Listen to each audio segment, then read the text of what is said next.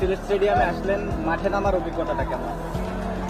মাঠে নামার অভিজ্ঞতাটা খুবই ভালো। প্রথমত সবাইকে ধন্যবাদ আমাকে এরকম একটা সুযোগ করে দেওয়ার জন্য।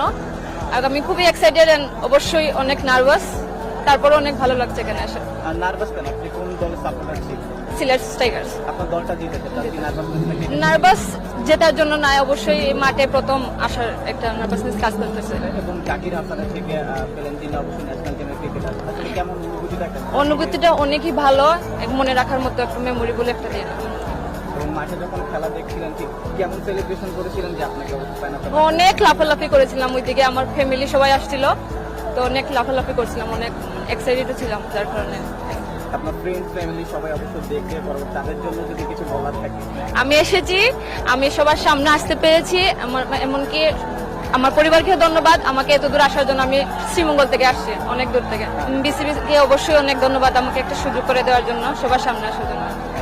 Thank you.